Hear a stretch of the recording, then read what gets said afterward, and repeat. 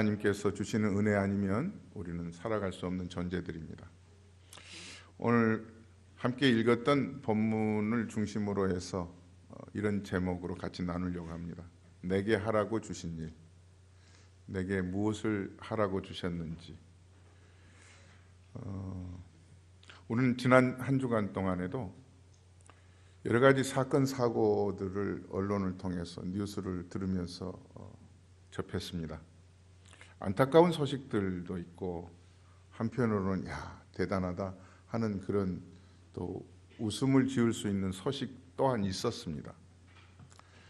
먼저는 플로리다의 한 고등학교에서 같이 공부를 했던 학생이 퇴학을 맞았는데 그걸 앙심을 품었는지 아주 계획된 범행이라고 지금 얘기를 하고 있는데, 학교에 들어가서 비상벨을 누르니까 교실에 있었던 아이들이 밖으로 튀어나올 거 아니겠어요? 거기를 향하여서 무차별 난사를 해서 약 17명의 참 꽃다운 아이들이 목숨을 잃었던 사고가 지난주에 있었습니다. 또 한국에서도 좋은 소식인데, 그 올림픽 경기에서 남자 1000m인가요? 6명인가 최종 결승전에 나갔는데 하필이면 한국 선수가 두 선수가 이제 결승을 함께 나아가는데 앞에 간 두 선수만 남고 마지막 두 바퀴인가를 남겨놓고 완전히 네 선수인가 세 선수가 그냥 쓰러져 버렸습니다. 쓰러져서 이제 금메달, 은메달은 있는데 동메달이 없는데요. 쓰러졌던 선수 중에 한 선수가 일어서 가지고 그래도 결승전은 들어가야지 하고 어떻게 그 생각을 했는지 모르겠어요. 결승전에 골인을 해서 동메달을 땄습니다. 그래서 막 박수갈채를 받았다고 해요. 보면서 그냥 좌절하고 이제 끝이구나 하고 그냥 그만둘 것 같았는데, 일어나서 기록이 어떻든 올림픽이라고 하는 것은 참가하는 데 의의가 있고 거기에는 정치 색채가 들어가 있지 않는 그런 경기인데, 띄움으로 인해서 각 나라 지금 언론들이 야, 한국 사람은 참 대단하다. 그 한 선수가 일어나서 뛰었던 것 하나만 가지고도 그렇게 얘기를 합니다. 그러는 중에 시카고 안에서 발생했던 지난주 사건 중에 오늘 본문과 함께 말씀으로 연결하는 도입으로 삼겠습니다. 시카고 경찰서장 폴 바우어의 피격 사건입니다. 우리는 이 경찰서장이 그날 근무하는 시간이 아니었다고 해요. 비번이어서 세미나에 참석하기 위해서 그냥 정복을 입고 세미나에 참석을 했는데 갑자기 그 주변에 특수요원들이 용의자를 쫓고 있었습니다. 특수요원들이라고 하는 건 이미 완전 무장을 하고 방탄조끼를 입고 활동하는 그런 요원들이었다고 해요. 근데 마침 용의자가 밖에 나가 있었던 이 경찰서장 폴 바우어의 앞을 지나가는데 붙들었습니다. 자기는 완전히 무장되지 않는 상태예요. 총 한 방이면 죽임을 당할 수밖에 없는데 그날 일 안 해도 되는 날이잖아요. 그런데 붙들고 씨름을 하다가 용의자의 총에 의해서 그 자리에서 쓰러졌습니다.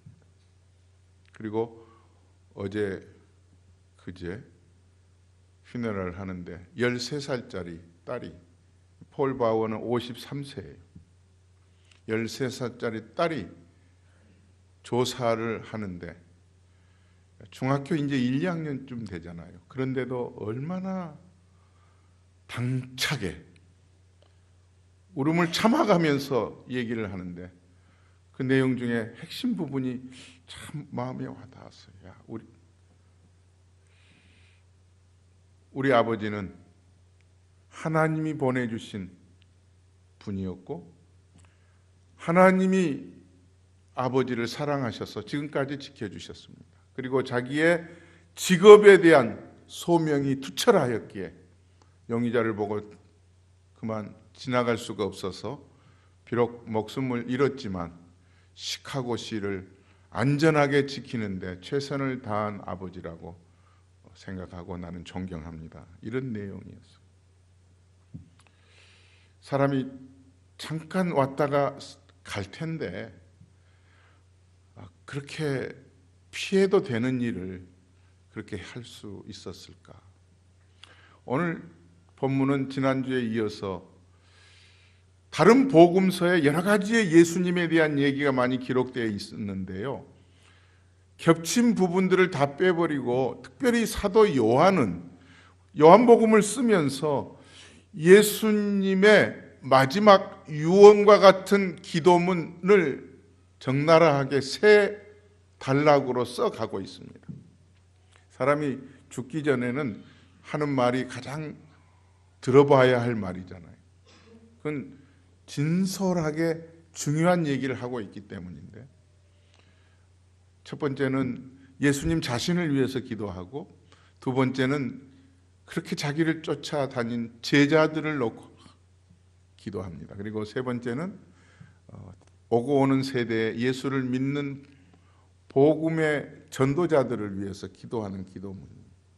그런데 이 기도문을 시작하기 전에 예수님은 14장에서부터 16장까지를 쭉 기록하시면서 특별히 제자들을 향하여서, 그리고 오늘 또 오고 오는 믿음의 형제들인 우리들을 향하여서 이런 일들이 있을 것이다라고 하는 것을 먼저 확인하고 말씀으로 우리에게 예언해 주시면서 우리의 믿음을 북돋아주고 있는 내용이 16장 마지막 절이에요.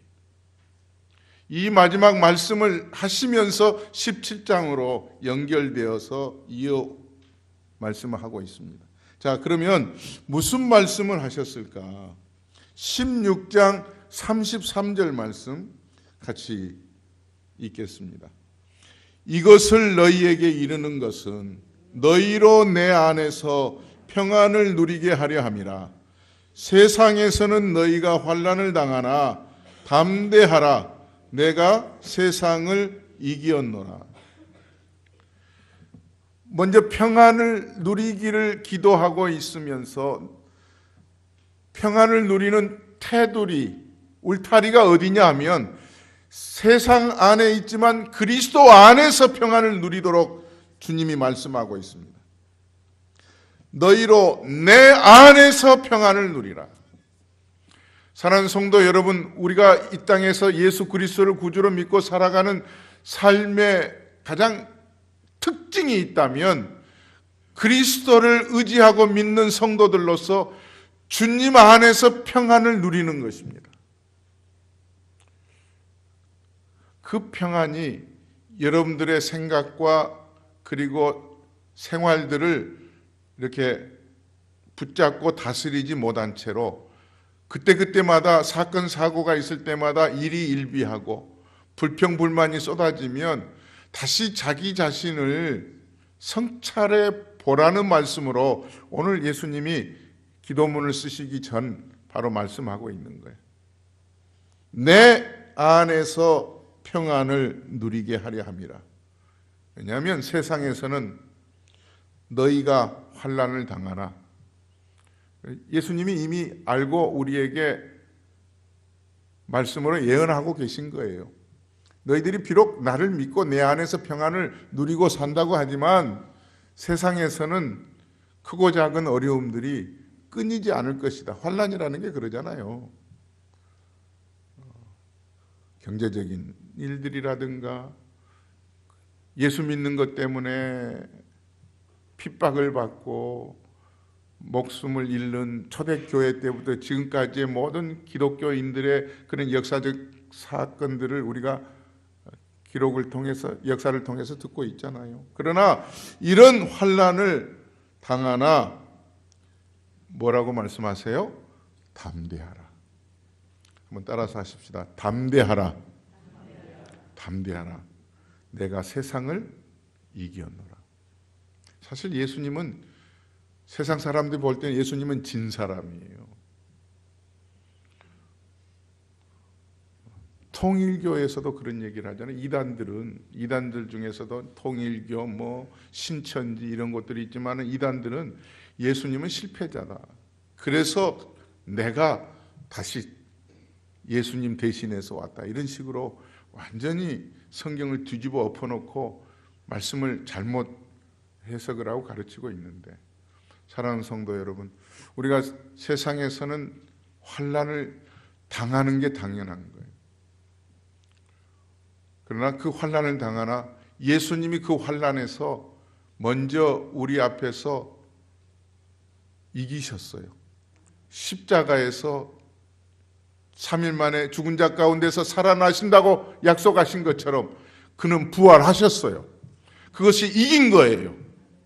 그러므로 결국은 궁극적으로는 너희들이 이길 것이다라고 말씀하고 계시고, 그러므로 담대하라고 말씀하십니다. 신앙생활하는 사랑하는 성도 여러분, 담대함의 은혜가 있기를 주의 이름으로 축원합니다. 담대한다고 하는 것은 이렇게 어깨를 들고 사는 거예요. 지난 수요일 날 우리 이현석 성도님의 마지막 재판인 줄로 알고 재판에 갔습니다. 가서 시작을 하는데, 이 재판은 이제는 종착역이 오늘 있든지 아니면 한 번 더 있겠구나 생각을 했습니다. 판사가 나와서 이전에 전혀 이런 말을 하지를 않았는데, 판사가 재판을 시작하기 전에 줄줄이 이현석 성도의 형편을 아주 보호자처럼, 자기가 변호사인 것처럼 얘기를 시작하는 거예요. 이 사건의 배경에는 하면서 문화적인 차이가 깊이 들어있고, 랭귀지 베리어가, 언어적인 여러 가지 복잡한 것들이 있고 하면서 마치 오늘 끝나겠구나 라고 생각을 했고요. 그리고 돌아와서 그 다음날 판사가 아마 그동안에 어제 있었던 일들을 자기의 생각을 기록으로 올렸다고 그래서 전해 들은 얘기인데, 이제 결국은 판사의 의견이 이현석 성도 편에서 완전히 결정이 날 것처럼, 그렇게 자기 책임이 없는 걸로, 자기는 좀 자기 책임을 좀 피해 줬으면 하는 그런 마음으로 생각을 글로 올렸다고 해요. 한 2, 3년 동안 같이 신앙생활을 하면서 보면, 이현석 성도도 보면, 처음에 20년 센텐스가 구형이 될 때 이게 어떻게 되나?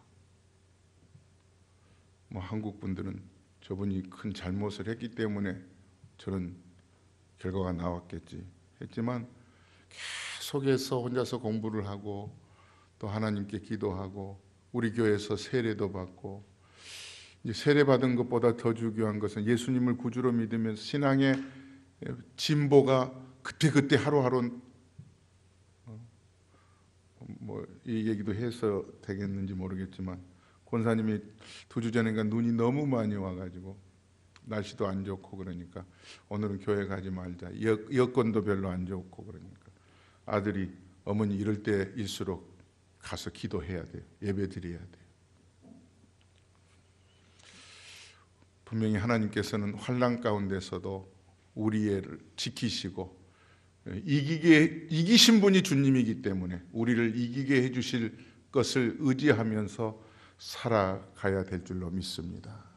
자, 오늘 본문 4절을 통해서 한 가지 중요한 핵심을 같이 보려고 해요. 4절에 보면 아버지께서 내게 하라고 주신 일을 내가 이루어, 이렇게 말씀을 시작하고 있습니다. 여기서 아버지는 하나님이시고요, 내게라고 하는 것은 예수님이 하시는 거예요. 예수님의 기도문 중에 하나님께서 나 예수에게 하라고 주신 일을 내가 이루어 하고 아버지를 이 세상에 영화롭게 하였사오니, 그러니까 이건 완료형이에요. 지금까지 하나님이 부탁하신 일은 내가 어떤 말씀이라도 그대로 이루었습니다. 이런 얘기.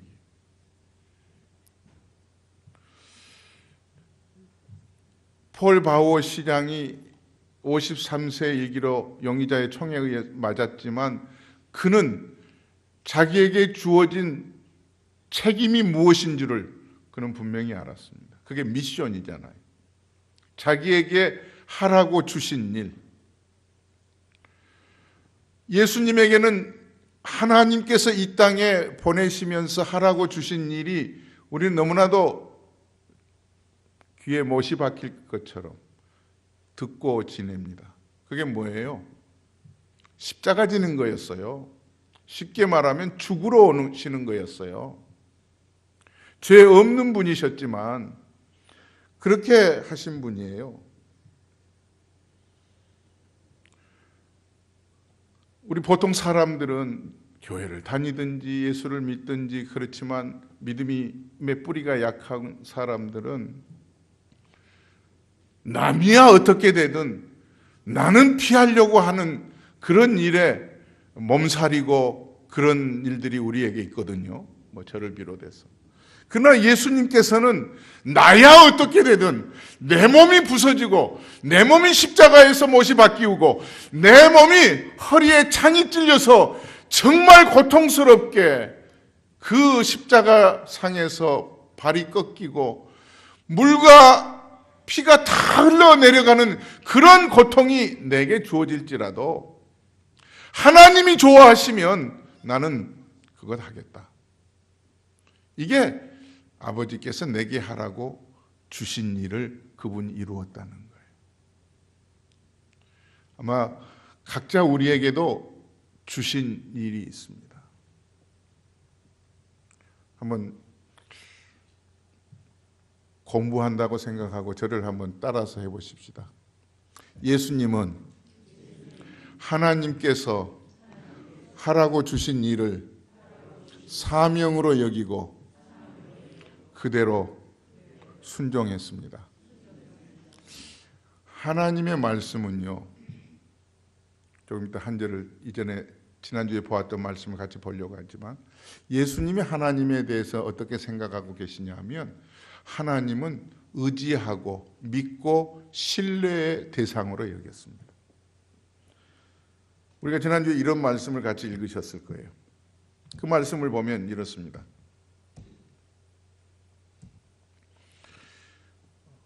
같이 한번 영상을 보면서 읽어보실래요? 야곱의 집이여 이스라엘 집에 남은 모든 자여 내게 들을지어다.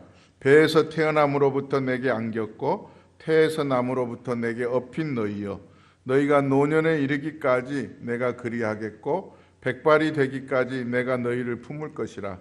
내가 지었은즉 업을 것이요 내가 품고 고하여 내리라. 예수님이 생각하는 아버지 대신 하나님은 이런 분이셨다는 거죠. 태에서 태어날 때부터 안아주시고 또 업어주시고 그리고 노년이 되고 백발이 성성해서 장성했지만 그럼에도 불구하고 하나님의 눈에는 우리들이 어떤 사람이에요? 어린아이와 같은 사람. 업어줘야 할 대상이고 안아줘야 했고 품어줘야 할 대상인 것을 하나님이 예수님을 통해서 우리에게 말씀하고 계십니다.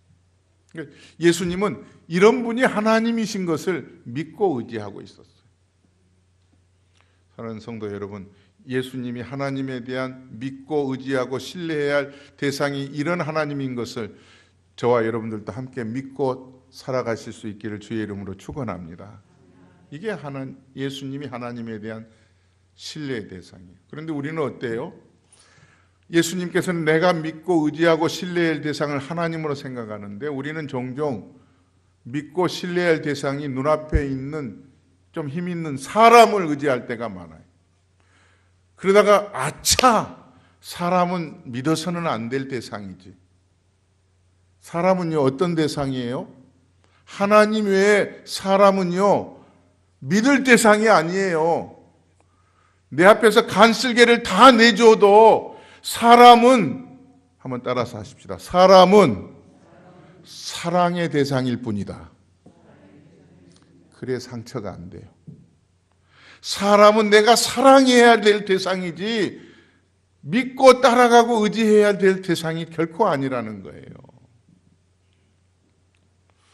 오늘 예수님께서 우리에게 그 사명, 십자가를 지신 그 사명이 자기에게 주어진 일인 줄 알고 그것을 이룬 거예요. 그 이룬 거는 어디로 간 거죠? 4절 뒷부분을 보니까 하나님을 영화롭게 했다는 거예요. 아버지를 이 세상에서 영화롭게 하셨어요. 자, 여기에서 우리에게 개인적으로 구체적으로 적용해야 될 것을 한두 가지 생각해 보십시다. 엄마는 아이를 낳습니다. 아이를 낳아야 엄마가 되는 거죠. 그러면 자기가 어떤 공부를 했고 어떤 직업을 가지고 있었어도 먼저 가장 소중한 일은 아이를 출산을 하면 아이 키우는 일이 영순이에요.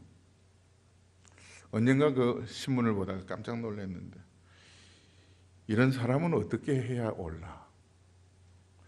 사형을 해야 되는가? 목사 입에서 사형이라는 말이 나오더라고요. 21살인가 22살밖에 안 됐어요. 그 아이도 그 애예요. 애가 애를 낳았어요. 셋이나 낳았어요. 셋이나. 셋 쌍둥이를 낳은 게 아니고요. 그러니까 1년, 2년 터울로 낳았으니 한 4년 안에 셋을 낳겠죠. 키우기가 힘든 거예요. 생각해 보니까. 자기 앞길에 축복으로 아이를 하나님은 주셨는데 발목 잡은 것처럼 생각을 하는 거예요. 그러니까 아이 셋이 잠들고 있을 때 만취한 상태에서 그냥 라이터를 붙여버린 거예요. 이불에다가. 아이 셋을 완전히 다 죽여버린 거죠. 이런 사람은 사형에 처해야 돼요. 밥 먹일 이유가 없는 거죠. 각각 우리에게도 각기 주신 하나님이 주시는 책임이 있어요. 사명이 있는 거예요. 목사에게도 사명이 있는 거예요. 그 책임을 감당하지 못할 때 하나님께서 아마 심판대 앞에서 지옥은 안 보내시겠지만 우스운 얘기로 개털모자나 씌워주려는지 아니면 중국집 배달부로 시키려는지 모르겠지만 교회도 장로는 장로대로 집사는 집사대로 각기 성도는 성도들로서 여러분들에게 사명을 하나님이 주신 거예요.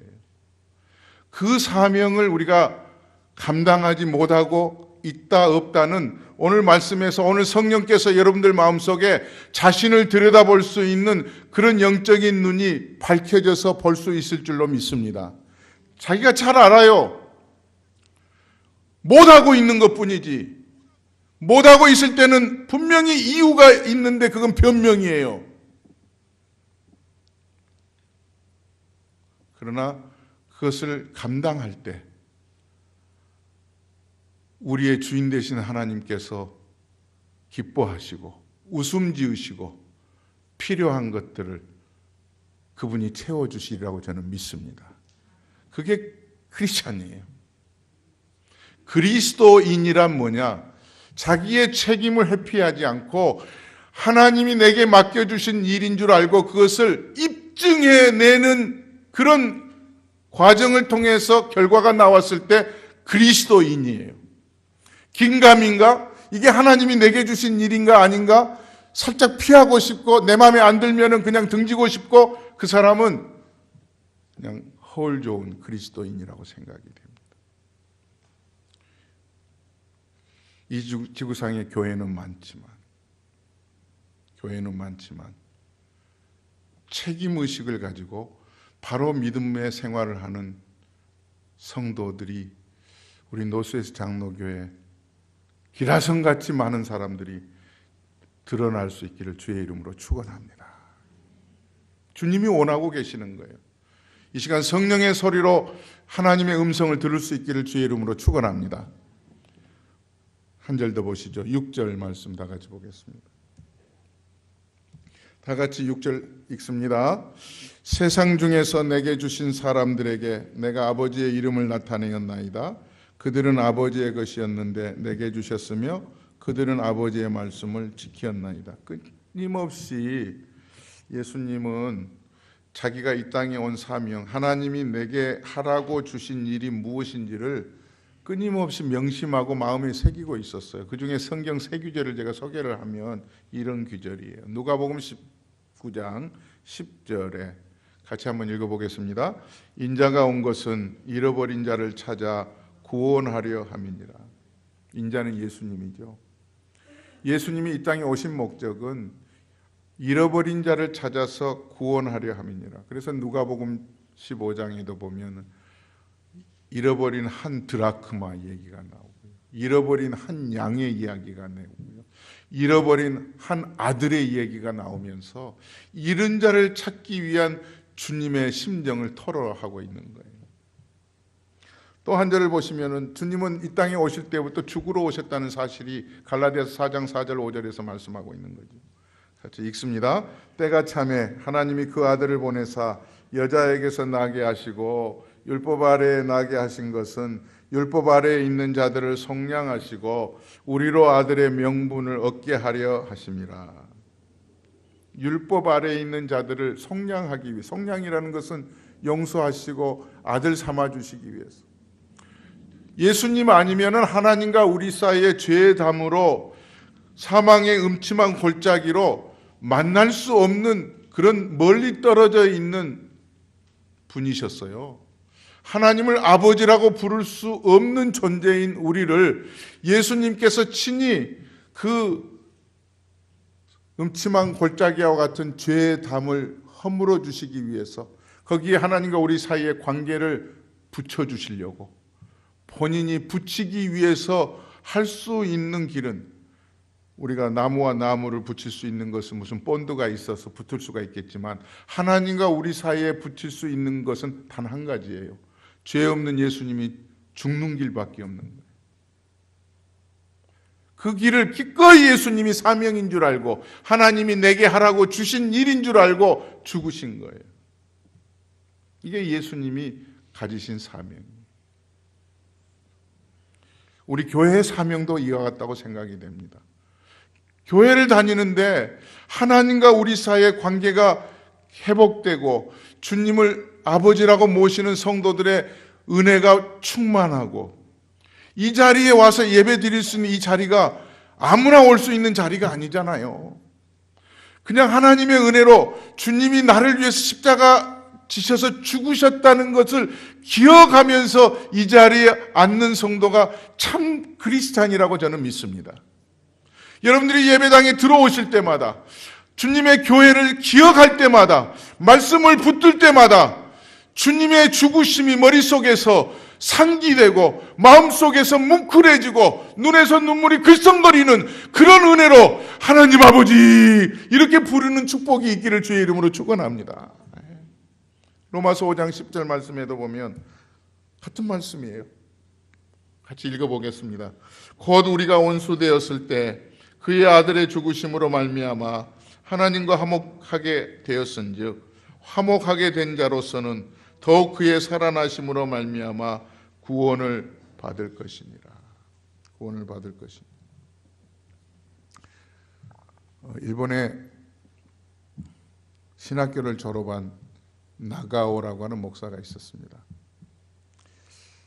일본은 목사 안수를 받으려면은요, 담임 목사로 청빙을 받든지 부목사로 청빙을 받든지 아니면 개척교회를 해야 되지 소위 임지가 없는 사람에게는 안수를 하지 않습니다. 왜냐하면 일본 교회가 한국보다 훨씬 선교가 일찍 시작이 되었지만 너무나도 많은 미신들이 있기에 교회가 어려운 거예요. 그래서 일본은 30명의 성도가 30명에서 50명 정도의 성도가 있으면 큰 교회입니다. 아주 큰 교회. 담임 목사 생활비나 교회의 모든 것들을 책임질 수 있는 규모예요. 그런데 나가오 목사는 자기를 담임 목사나 부목사로 청빙해 주는 교회가 없었기 때문에 목사 안수를 받기 전에 하나님 앞에 기도를 했습니다. 한 조그만 기도원에 가서 하나님 앞에 기도하면서 하나님, 소명을 받아서 이 신학을 졸업하고 복음을 전하기 위해서 이 내 조국을 사랑하고 모든 우리 민족을 하나님 앞으로 인도하는데 조금이나마 쓰임받기 위해서 그 책임을 느끼고 신학을 공부하고 목사가 되려고 하는데 어디서 목회를 할까요? 하다가 조그만 시골을 정했습니다. 그곳에는 교회가 없었습니다. 그래서 그곳에 터를 잡고 기도하고 내려가서 먼저 주택을 정하고 조그만 처소 하나를 렌트를 해서 예배 처소로 삼았고 십자가를 걸었습니다. 그런데 2년이 되어도 교인이 한 사람이에요. 자기 부인뿐입니다. 근데 감사하게도 3년째 됐는데 교인이 하나 늘었어요. 애가 난 거예요. 그래서 교인 둘을 데리고 예배를 드리고 있는데 집으로 가는 중에 거름병이 한 사람을 만나요. 나중에 집에 데리고 가서 먹여주고 재워주면서 오고 갈 데가 없다고 그러는 거예요. 그런데 입에서는 시도 때도 없이 피가 터져 나오는 거예요. 각혈을 하는 거예요.